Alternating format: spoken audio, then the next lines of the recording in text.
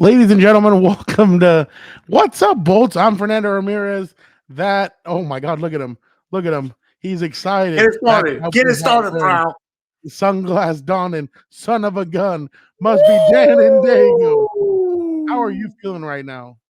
I'm about to just grab this mic like CM Punk and be like, to the whole league and all you idiotic pundits, as you lay there as uncomfortable as possible, I have a few things I want to get off my chest. You know your boy is fired up. Chargers in the playoffs. Let's freaking go. So hyped. I can't wait to see what the detractors, I don't know how much I tapped for this, but I'll get to it at some point. My burials. What these detractors of the son of Odin, God of lightning, the right arm, they call it gun, Justin Herbert are going to say tomorrow on Tuesday. They are not going to be happy for him. I'll tell you that much. They are not going to be happy.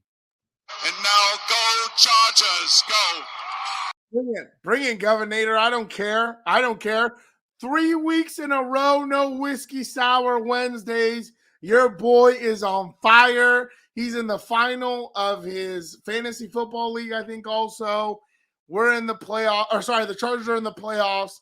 Absolutely amazing, ecstatic, electric. Thank God we didn't have to do another win and you're in, because you know I get nervous for those. So basically, what Dan is talking about, the Chargers just beat the Indianapolis Colts 20-3. The Chargers needed a little bit of some Christmas miracles to happen. Miracles because some of the teams that needed to lose were facing some inferior teams, like the Raiders. The Steelers aren't better than the Raiders, but the Raiders ended up slipping up on the Pittsburgh Steelers. They ended up losing.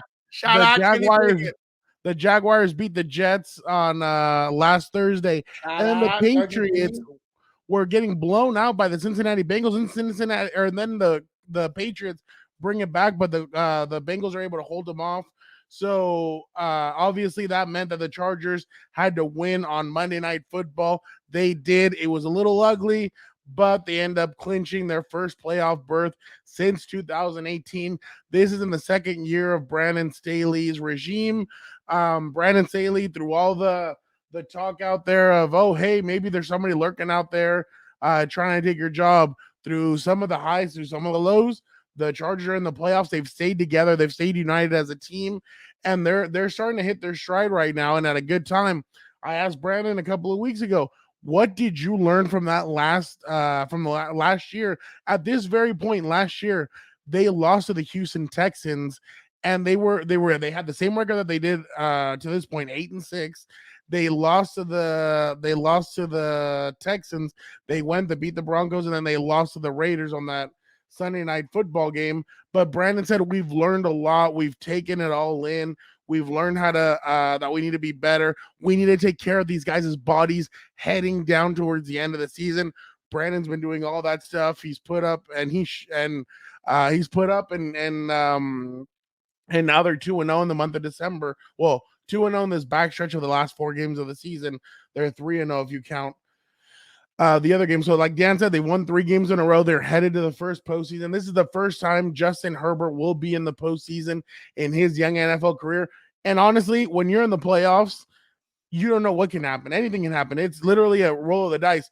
The Chargers could end up making it all the way to the Super Bowl, or they could lose. Let the football gods hear you. Let the football gods hear you. Now say they're going to win it, Frau. Let the football gods hear you. It's just a toss-up because once you get into the playoffs, anything can happen. I remember a couple of years ago, the Green Bay Packers did it. They did it. The New York Giants were able to do it. And the thing is, the Chargers also, those teams got healthy at the correct time. And I'm not comparing those teams to the Chargers. I'm not doing any of that. I'm just pointing out that interesting stuff like that can happen. The Chargers starting to get healthy. There's rumors that Joey Bosa could be back possibly next weekend. Rashawn Slater could be back for the Denver Bronco game, or maybe the first playoff game of the and I've seen Rashawn in the locker room. He stayed in great shape. He looks like he's in great shape. It would be interesting to see maybe what the Chargers would do. Would they decide Matt Filer's been struggling at left guard? Would they decide to sit Matt Filer, put Jamari Salyer at left guard, and then put Rashawn at left tackle? Or is that too much movement and you maybe just slide Rashawn back there in that left tackle? But Jamari's played a decent. I mean, obviously, you're never going to say, "Hey, we don't want to have our all-pro left tackle in there." Yeah. But Jamari's played good enough to where I think you could plug him in at left guard and he can help. But back to the task at hand. Let's not get too carried away because the Chargers still have a lot of work to do. Dan, I know the Chargers did really well on Monday night on defense. It's the offense that keeps on. We've been saying it. We've been saying it, and it's starting to get a little worrisome because they're getting yards. Yards is not a problem. They just cannot put it into the end zone. And that's starting to become a little worrisome, especially in the third quarter. They have now they're the longest streak in the NFL, 10 games in a row with not being able to score in the third quarter. That is a dangerous precedent to take into the playoffs, especially because in the playoffs, you're going to face the best teams that the AFC has to throw at you. And right now, Dan, you're playing basically all the young quarterbacks, Josh Allen, Patrick Mahomes, Joe Burrow, Trevor Lawrence right now. They're the ones slated to go. Tua Tagovailoa and Lamar guy. Yeah, Lamar Jackson. Lamar Jackson's obviously slated in there too, and they clinched their playoff berth. So so it's going to be interesting to see kind of what the Chargers do moving forward these next 2 weeks, but they need to work on that. But let's go now to the defense real quick. I tweeted this out. The Chargers. Well, what did you think about the defense tonight? It's like I've been saying all year, Frau. The defense has been doing their job, getting stops. It's the offense that hasn't been scoring and picking up the slack.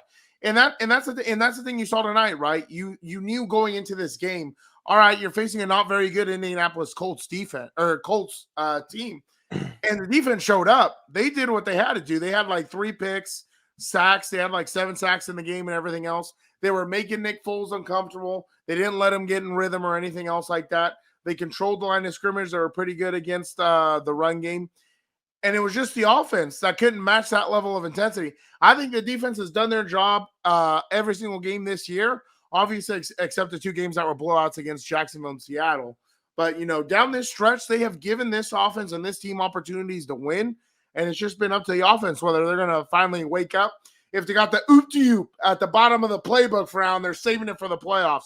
I don't know, but we're going to find out pretty soon. They almost scored a touchdown on that oop-de-oop. I was pissed. I was pissed. Who the hell runs, pitch throwback to throw on 3rd and 1 on short yardage? That pissed me off. And then the way Josh Kelly kind of threw it, you were like, "Oh, whoa! What are you doing there?" Like he was about it's to get not hot potato. Loss. Yeah, I was not happy about that one. I was not happy about that. The Chargers tonight, and I have the tweet right here: 7 sacks, 9 quarterback hits, 7 tackles for losses.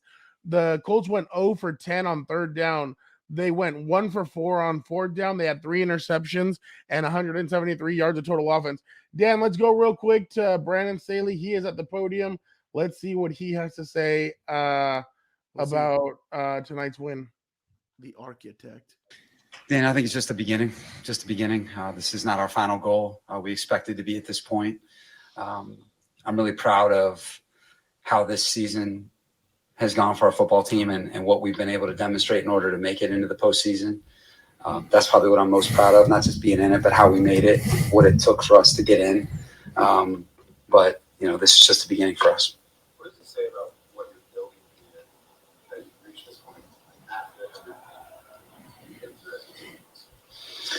point? Dan, I think the reason why we're here is because of the men on our football team, coaches, players. We've got the makeup to withstand the type of season that we've had, and I think that we would not be here today if it weren't for the toughness of our football team, the makeup of our football team. And I think for far too long, people have talked about the talent of this football team and the organization. And that's ultimately not what gets you where you want to go. You have to prove your toughness.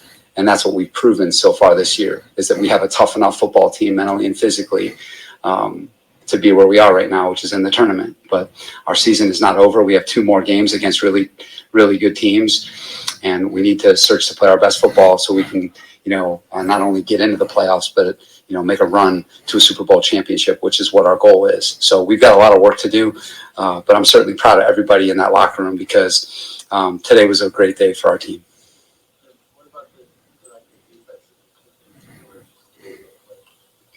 Just got a unit that's really connected out there, a team that's playing extremely hard, playing extremely disciplined. doing all the things that you need to do to put a dominant effort like that. You know, that's certainly what our expectations are in the run game, in the pass game, pass rush. Got to have it situations, you know, third down, fourth down. You know, it was a complete performance. It was a dominant performance, and certainly one that we expect. But I'm really proud of the guys because, you know, they've come together and they've made it happen, and our players deserve all the credit. Do you think you are playing your best football, or is this sort of like the hard-headed December kind of football that gets you where you want to play? I think it's probably somewhere in between that. I don't think we've played our best as a team yet. I think that that's still out there for us, but I think that we're exhibiting a lot of the toughness, doing a lot of the things that you need in order to be successful, taking the football away, you know, being good on third down on defense, keeping the explosive, keeping a roof on the coverage, tackling well. On offense, I thought in the second half was a little bit more like us. I thought we did a good job at the end of the half there, finishing with the ball. You know, and I thought we ran the football better in the second half, but we still can score the ball a lot better than what we're doing.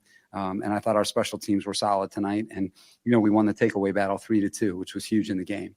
And if you count the fourth down stops, even more than that. So we still got work to do, but I like where we're going. Did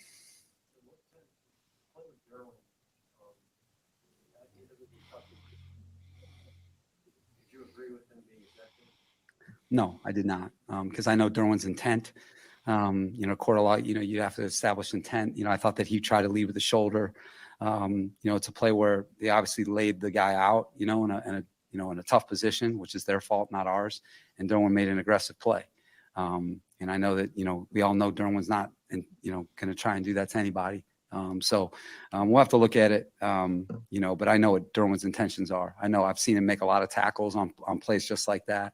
And I know that his target was not above the neck. I know that. How is his physical?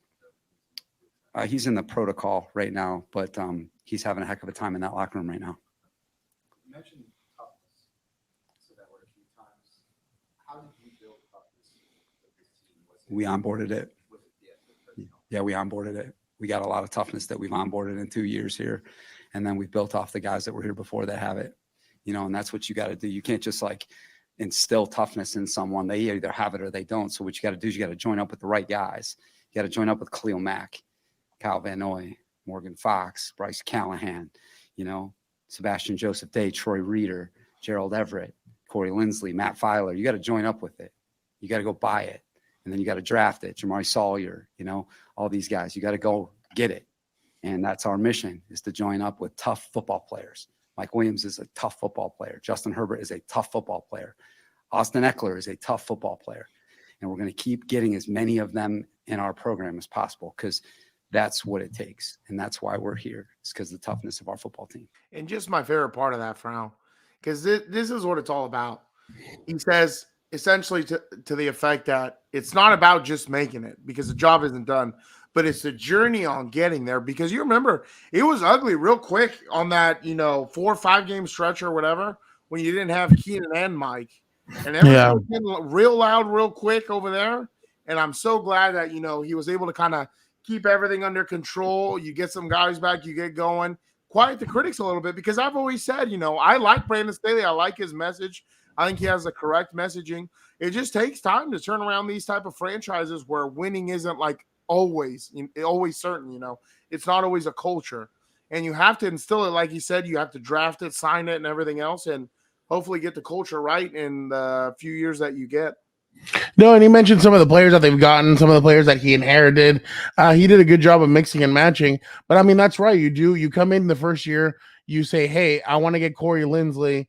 I want to get all these guys. Like, I want to grab all these guys. I want to make sure that they're good to go.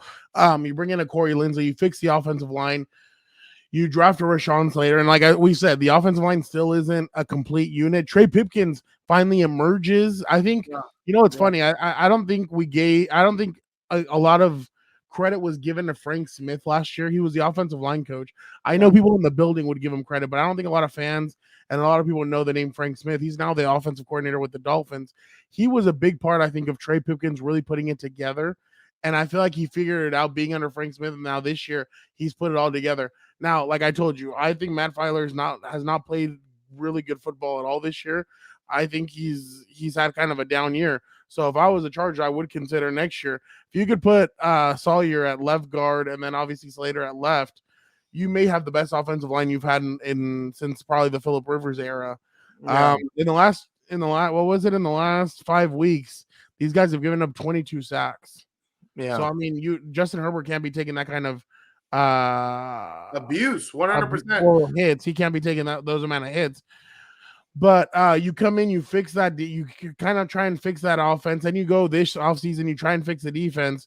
Obviously, some things haven't worked in your favor. J.C. Jackson out for the year. Joey Bosa's been out for most of the year, but now you could possibly get Joey back. And if Kyle Van Noy's playing the way he's playing right now, if Chris Rumpf now he's got a couple of sacks the last few weeks, maybe he gets a little bit more motivation and a little bit more oomph in there. Then maybe these guys could. I mean, you don't have to depend on Joey for all those snaps. Exactly. It just helps you.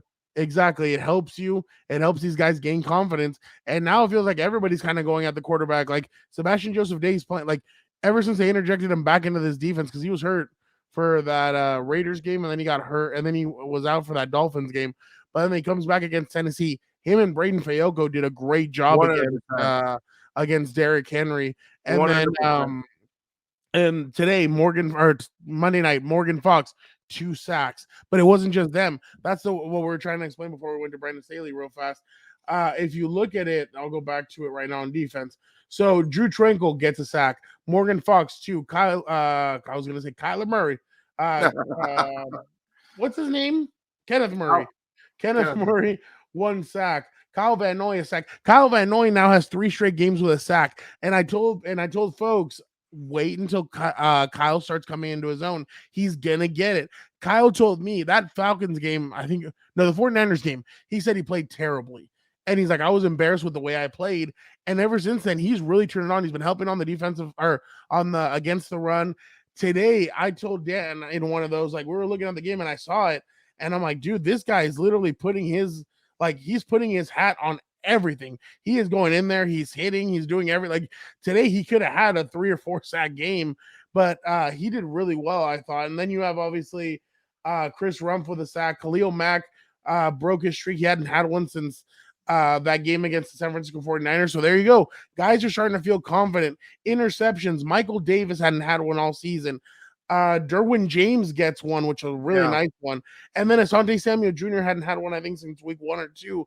Absolutely. So guys yeah, exactly. Guys are and Asante Samuel's Derwin James was athletic as hell. Yeah. But Asante with the recognition was good FBI. Exactly. Good to see. So that's the thing. These guys slowly but surely, the pieces that they brought in, the pieces that they've had, they're starting to mesh together.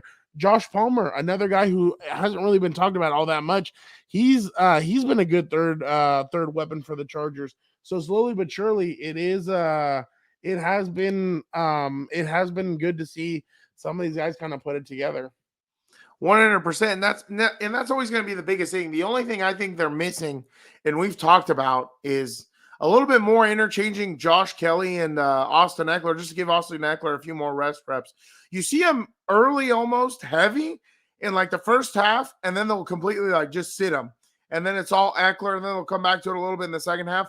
I think that's the only thing you're kind of missing right there with, getting him in there, getting him fresh, getting him his touches, and hopefully getting him going. Because Josh Kelly has looked pretty good this year. I think this is the probably best he's looked since his rookie year. I would 100% say. Yeah. So I mean, I don't know. It's interesting to watch the whole dynamic of the team that these guys have brought together. I don't know. It just can you stay healthy? Can you keep this ride going? Like Brandon said, we have 2 really tough teams to come up. The Rams just kicked the crap out of the Broncos 51-14. Yep.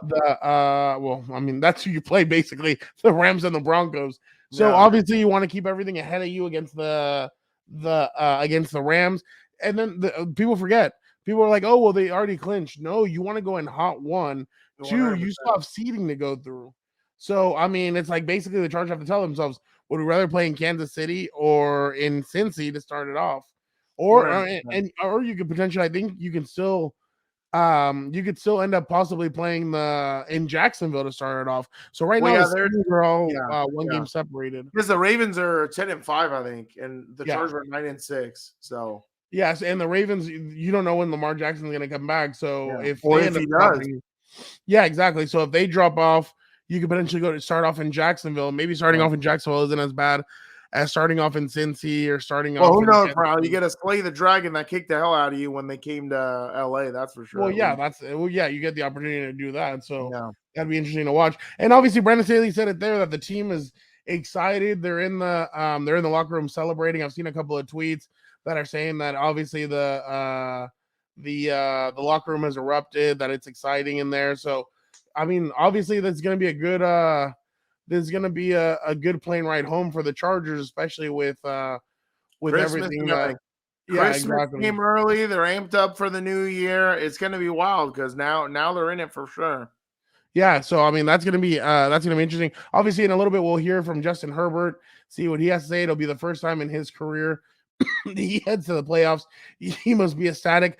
Ever since that Miami game, it seems like Justin's really turned it on, not energy wise. And you know what? It's funny because I heard a lot of criticism tonight on Monday night from Troy Aikman and Joe Buck. They're like, "Oh, well, Herbert's not throwing touchdowns." I understand that, but at the same time, if you see the way he's moving the ball up and down the field, he's moving with regularity. It's just guys aren't getting open in the end zone. It's the play. It's also the play calling. So, I mean, to be honest, you can't just blame Justin Herbert for that. It is also the play calling. The Chargers need to get more creative. It just seems like when they get down there, and I know everybody Brandon runs the play. Well, and then Brandon says, "Oh, well, it's a smaller field to work with." Yeah, but that means you just have to get more creative with your play calling. And I feel like the Chargers aren't creative enough with it to be able to get their guys in the end zone. But I mean, they need to score more. They need to put up more points. I mean, last year 100%. it was almost on automatic that they would score 30 points. And this year it's like they're barely scraping 24. But as of late, the defense has turned it on. So I think that's really helped them as well. 100%, because it takes all three phases of the game to win playoff games. 100%. There's no lag, and tonight you saw a few punts almost get blocked at, you were cringing at because you were like, oh God, here it comes. And I thought one of them did get blocked, but apparently it didn't. And that's the biggest thing. Like you have to pregame, or obviously before you get there, start finding what he feels comfortable with in those reduced spaces. Because the last thing you want to do is call plays he doesn't feel comfortable with in that space. And then, unfortunately, there could be a turnover or whatever else. But that's what I give, I think, the most credit to Justin Herbert. I don't think he really, probably this season, I don't think I've ever seen him turn the ball over in the red zone like that, just kind of taking a shot or whatever. When he's turned it over, it's been obviously out of it, and he's a lot safer. His decision-making for the most part, except I wish he would throw it away sometimes instead of taking hits. But other than that, his decision-making 100% is always, for the most part on a lot of his interceptions have been the ball gets popped up, and that stuff too. And I mean, it is what it is. What are you going to do about it? But that's what I'm saying, though. I just love how he's always poised. He's always calm, cool, collective. No matter if he turns the ball over either, by the way, even if it's deflected, he'll come right back out next drive slinging it. But I think it almost, makes him focus a little more. And it just makes it just so clinical sometimes when he's back there. It's just great to see. I love watching it. I love watching him play. Yeah, no, and Justin has been playing. I mean, last week he was I know he had the 2 interceptions, but then he came back and he ended up throwing the game the pass that got them the game-winning field, set him up for the game-winning field goal. Shout out tonight. To he's 77% completion. They really moved the ball really well after the first quarter. First quarter, it looked weird. That's another thing too. Sometimes they get jump started so late. They ran the ball more efficiently in the second half. 18 carries for 67 yards. Here goes Justin Herbert. Let's see what he has to say about them making the playoffs. I think it's a great sign for all the hard work that we put in this year, and we've definitely dealt with our adversity, our fair share. But the story of the day was the defense stepping up big time, getting those stops, and there's plenty of room for improvement for our offense. But it's a good sign for us of things to come.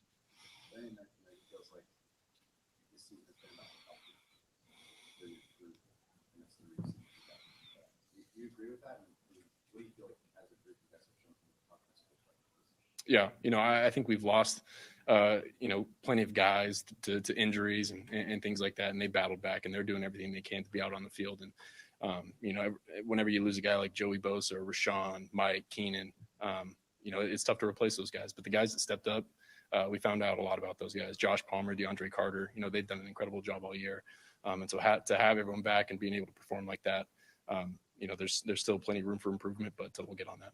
Where are you guys in terms of that? Are you near where you think you can find your best? I don't think we've played our best football yet. I think the defense has done an incredible job these past couple of weeks. I think offensively we can be better. We can limit turnovers, and that starts with me. We can, limit penalties, just being able to convert on third down and things like that. But we're definitely going to be watching the film after this one and learn from it. What do you think you need to clean up? Is it just the consistency, too many penalties? Is it something specific that you really can laser in on?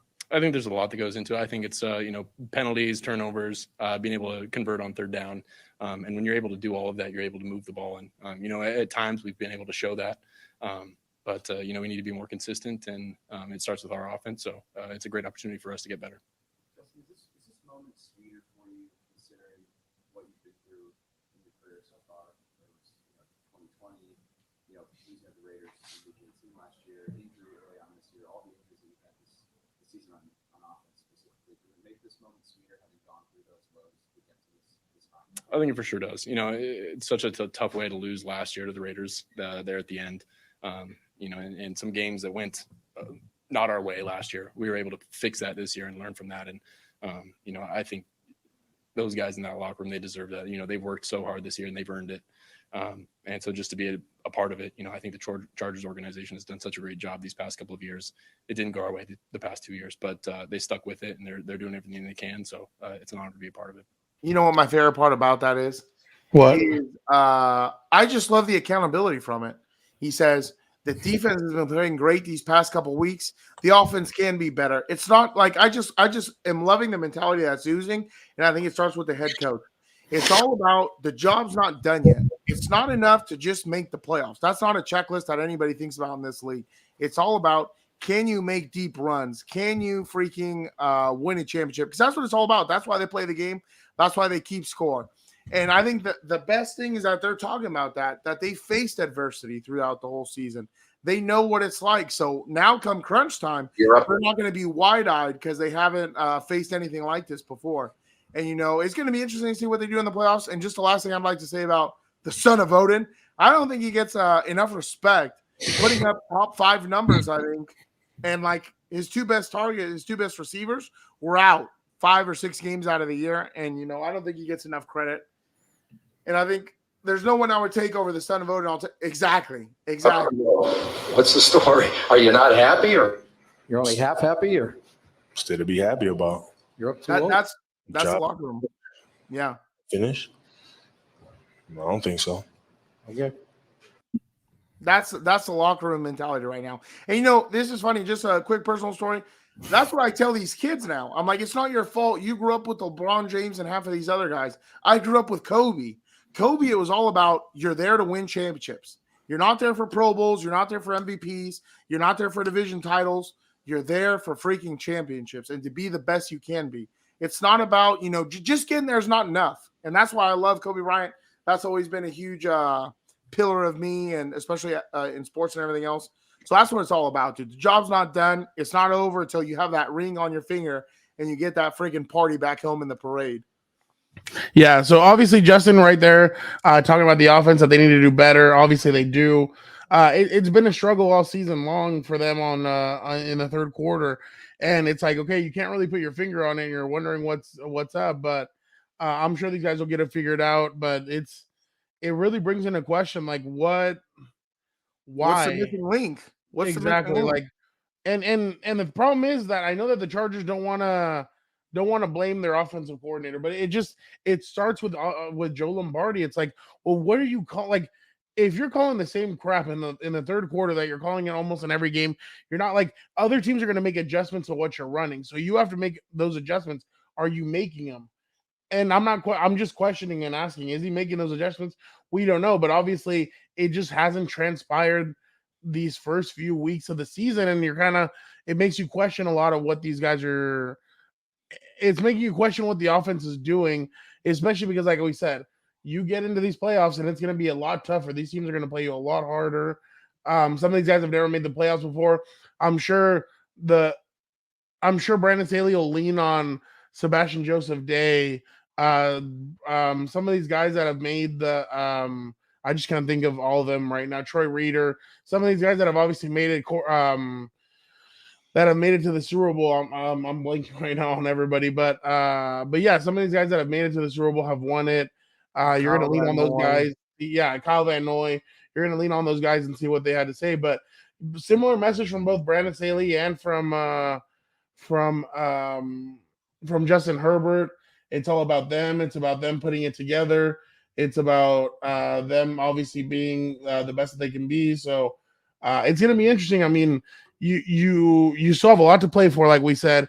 And tonight's game, or Monday night's game, was good, but the offense just leaves you a little bit more. I mean, and like we said, Keenan was all over the field. 11 catches, 104 yards. Mike Williams, he didn't get to 100, but still 4 catches, 76 yards. Oh, wow, Palmer only had 2 catches for 16 yards. Why do I think he had more? So obviously you have to do a lot more. You're going to have to – I know tonight they got off they got by, obviously, but in the playoffs you can't get by. You have to really put your foot on or you have to put teams away. You have to be able to put teams away and have that killer instinct. And that's been the biggest problem all season. They have not learned how to put teams away. And the biggest question that raises is like, okay, well, what's happened from last year to this year? You essentially have the same coordinator. You have the same weapons around them, maybe except drafting a few alignment and other things, different alignment starting. And it's like, what's changed?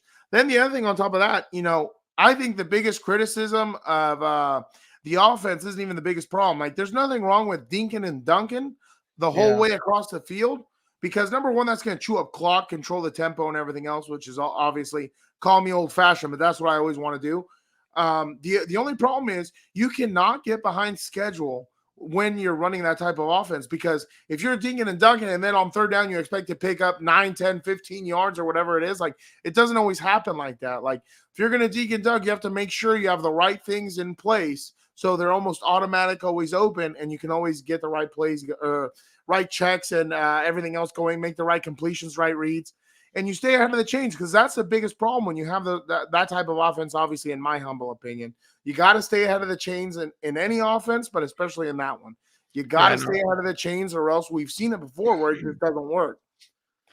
Also, I don't think we're giving enough credit to the Chargers for clinching this playoff spot when in years past or other Chargers teams past, they might have fumbled this away. They might have struggled. They would have lost tonight. They would have lost tonight, even though everyone else they needed to lose. So, obviously it takes a lot of credit. Like we've talked about on the program, it takes a lot to change a franchise's history and inject it with a new way of thinking and a new way of getting stuff done. No, and that's why I shout out to the team for getting that done because, I've seen it before. You've seen it before. These guys struggle. They do dumb things, and all of a sudden, boom, they're out of the playoffs. So they were able to put it away. They didn't wait until next week at home against the Rams or have to wait until a Sunday night matchup against the Broncos or anything like that. They took care of business 3 weeks ahead of time. So kudos to them. I mean, you went into an obviously an atmosphere that that was gonna be it was gonna be crazy. I mean, I know that the Colts obviously are eliminated and they're looking towards their future, but you still need to go out there and play. Chargers did 100% because in years past they played down to those type of teams. That's all the Colts 3 points. Okay, 14 points. Okay, my bad. Let me go back. The Dolphins scored how many points against these guys? 20. Yeah, no, 20 points. 17 points? I thought it was 14, honestly. Maybe I'm wrong. No, that's the I'll Google this. I'll be Jamie. Okay, they scored. Oh, you're right, 17 points. So the Dolphins only scored 17 points. The Titans only scored 14, and the Colts only scored 3. Man, that's two of the high-paced offense in the league, and then obviously the Colts aren't a slouch because Nick Foles can turn it on. They have some ballers on that team, Michael Pittman. 100%. they have some really tight good ends. The tight ends were effective early.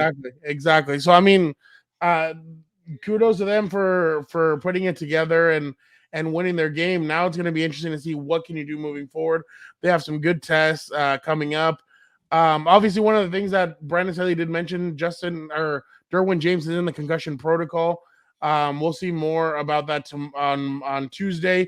Make sure you follow me on Twitter at RealFRamirez. As soon as we talk to Brandon Staley, I'll have more info for you. I'll tweet it out, and I'll see what he has to say. And then also, obviously, it'll be an interesting week because it's a short week for the Chargers. Then they play. And folks, if you guys haven't heard, the game was moved last Sunday from prime time to 1:25, I believe. So the Chargers now play earlier. It's not the Sunday night game. Sunday night game, I don't know for what reason, but Steelers and Ravens. I mean, I don't know if we're thinking that Joe Flacco, Big Ben, Troy Polamalu, Ray Lewis are going to come out. Yeah, it's 125. Okay, 125. Play that game, but I guess they wanted that game. I would have rather, to be honest, and you're going to laugh at me, Carolina and Tampa Bay. I know both of them are complete crapshoots. I mean, they're fighting for the division lead. What are you talking about? Exactly. This other one, I'm like, why? Like, I don't want to watch. It's a historic rivalry. Is Ray Lewis coming out and playing? Brian Dawkins was Philly. My bad. Ed Reed. My bad. Yeah, so I don't know. I don't know why they. I mean, I understand why they switched the Chargers out. I just don't understand why they went that route when we've seen that route numerous times. And I don't know. I guess the primetime games haven't been that good at all this season. They weren't good yesterday, except for the Miami Green Bay game. So definitely interesting there. But obviously, folks, I know you guys. I mean, if you guys can't see him because you're listening, Dan Diego's wearing a pretty cool shirt. It has Justin Herbert and Keenan Allen on it, and it says NFL Jam. Dan, where'd you get that shirt? Shout out to our friends at Homage. I had this shirt to signal my X Factor last week or whenever we recorded, and lo and behold, not only did Homage come through with this amazing shirt that feels so great against your skin, so did Keenan Allen and Justin Herbert. What can I say, Frau? Our COMPAS over there at Homage, everybody was looking at your boy Dan and Dago today at SeaWorld. Where'd you get that shirt? Where'd you get that shirt? I was like, fellas, ladies and gents, go nowhere else. Go to Homage. Visit Homage to get their best apparel and T-shirts and all that stuff. And they not only have NFL, they have a bunch of other stuff. They have, 90s culture, pop culture, and all that stuff, 90s references. Frau's favorite shirt of the Topanga was My First Crush. Yeah, they got WWE, NFL, other teams. What? Don't you fret. Just go on over to Homage and let them know the COMPAS sent you, because I've already said it before. Usually when you get shirts, you have to wash them first because they feel weird against your skin. Let me tell you, this thing, as soon as it gets in, rip apart that wrapping and throw it on. You're good to go. It feels great.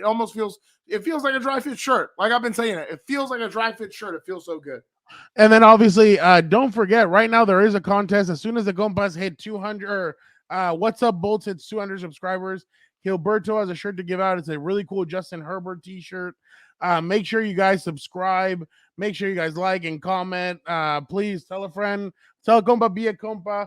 Let us know. Obviously, we have all that good stuff for you. We have your pregame. Hey, this week is Rams and Chargers. Dan, could there be a special guest joining What's Up Bolts? What do you think? We like having guests on the program, so we're going to have to find out, wait, and see who that is. But that individual sometimes, I mean... I know a certain scumbag. He doesn't listen to Dan and Dago. Huh? That certain guy doesn't listen to Dan and Dago. Yeah, no, that's why when I've said he's a well, you know what? I don't want to give away that spoiler. You can find out on the regular COMPAS. But a certain scumbag who took a Super Bowl winning team into the dumpsters, he might be coming on. We'll have to wait and find out. So obviously, guys, don't forget this week, check out What's Up Bolts. We'll have a whole preview episode as the Chargers face the Rams. Hey, don't forget to also check out House of Horns. I know the Rams season is dwindling down to the last 2 games of the season, but make sure you check out what Gilbert and Vic, the producer, are doing. We will have a regular COMPAS on the Beat episode this week. I know it's Monday Night Football for the Chargers, but we will still get that episode out. Don't forget to also check out everything else we're doing. We got Compas FC on either Wednesday night or Thursday morning. We will be releasing the new episode of Compas FC. We're going to be checking out everything that has happened in the EPL. They're back. They're 100% moving forward. So we'll have a breakdown of some of those. Exactly. We'll have a top breakdown of all that stuff. We're going to continue Compas FC. Don't forget to also, as soon as the season starts dwindling down, Gilbert and I will be hitting the pedal to the metal on Combat Compas. We will be having WWE, AEW, hopefully some boxing, hopefully some UFC guys jumping on. We will be going 100% pedal to the metal on Combat Compas because it's that season. There's some great fights coming up. WrestleMania's coming up in LA. AEW's coming back to LA as well. So we have some good stuff cooking up there as well.